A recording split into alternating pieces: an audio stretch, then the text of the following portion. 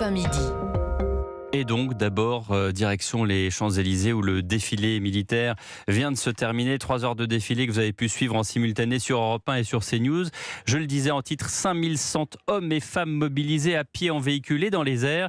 Thibaut Hu, vous vous trouvez dans un Griffon, c'est-à-dire un véhicule blindé de l'armée de terre, et vous venez donc de parcourir les Champs-Élysées.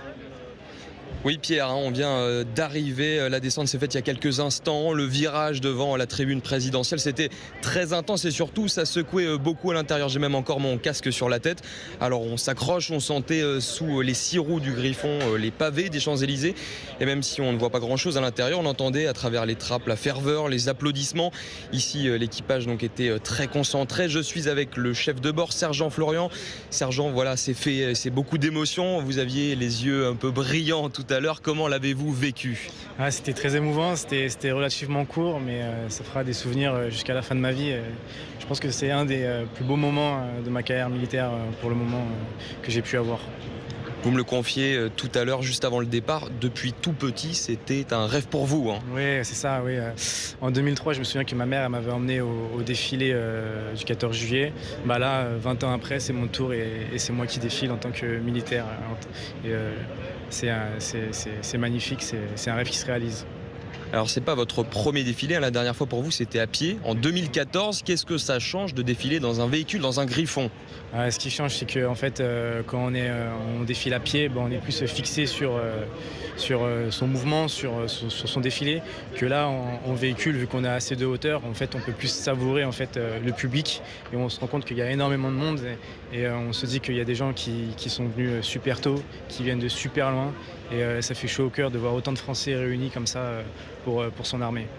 Merci Sergent. Donc le Griffon il s'est garé pas très loin de l'Arc de Triomphe et vous imaginez bien que c'est pas évident, il fait quand même 7 mètres de long et puis on est descendu du véhicule et je ne vous cache pas Pierre que ça fait du bien parce que l'habitacle est assez étroit et depuis 9h ce matin ça tire un peu sur les jambes. Ouais, et la température monte. Merci Thibaut Hu, à bord donc d'un des Griffons de l'armée de terre. Inès Zegloul se trouve quant à elle parmi la foule. Inès, vous êtes avec les grands-parents très fiers, j'imagine, d'une jeune fille de l'école de Saint-Mexan qui vient de défiler.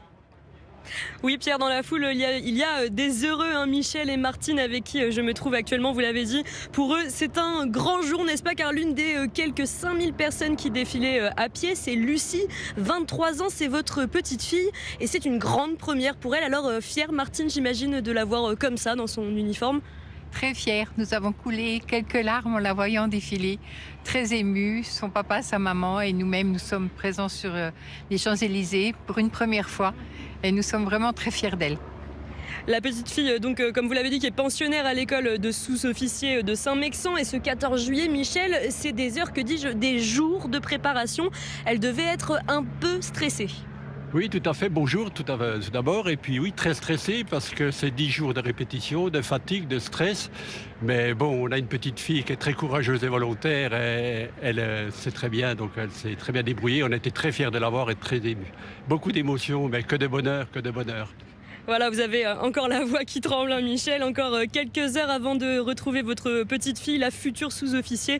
L'animation de clôture vient ici tout juste de s'achever, place de la Concorde. Merci beaucoup Inès Zegloul, en direct justement de ce défilé militaire que vous avez pu suivre. L'invité étranger cette année est le Premier ministre indien, Narendra Modi. L'Inde justement à laquelle la France a vendu 26 Rafale marines et 3 sous-marins de classe Skorpen, c'est-à-dire des sous-marins à propulsion classique, donc diesel, pas nucléaire, mais de dernière génération. Narendra Modi qui par la même occasion a reçu la Légion d'honneur. Alexandre Chauveau du service politique d'Europe 1 se trouve lui en tribune, tout près de la tribune présidentielle. Alexandre, le moins qu'on puisse dire, c'est que l'Inde apparaît comme un partenaire privilégié pour la France en ce 14 juillet. Oui, effectivement, la 5e puissance mondiale et la première puissance démographique devant la Chine depuis cette année. C'est d'ailleurs l'Inde qui a ouvert le défilé avec 3 Rafales en survol au-dessus des Champs-Élysées et 240 militaires des forces armées indiennes passés devant la tribune où se trouvaient donc Emmanuel Macron et Narendra Modi en tenue traditionnelle indienne. Les 2 dirigeants se sont salués chaleureusement à l'arrivée du chef de l'État français ce matin. Ils viennent tout juste de se quitter sous nos yeux avec une nouvelle accolade, symbole de la relation privilégiée entre les 2 pays qui coopèrent en matière militaire militaire donc, l'Inde ayant déjà notamment commandé 36 Rafales en 2016, mais aussi industriel, scientifique ou universitaire. Narendra Modi poursuivra sa visite en fin d'après-midi à l'Elysée pour un entretien bilatéral. Il y aura alors une prise de parole commune avant un dîner officiel au Louvre en présence de plus de 200 convives. Voilà pour le protocole. Vous parlez, Pierre, de partenaires privilégiés. C'est particulièrement vrai en Indo-Pacifique où l'Inde fait figure de puissance d'équilibre capable de contenir l'expansionnisme chinois dans une zone où, vous le savez, la France possède des intérêts stratégiques. Exactement. Merci beaucoup Alexandre Chauveau.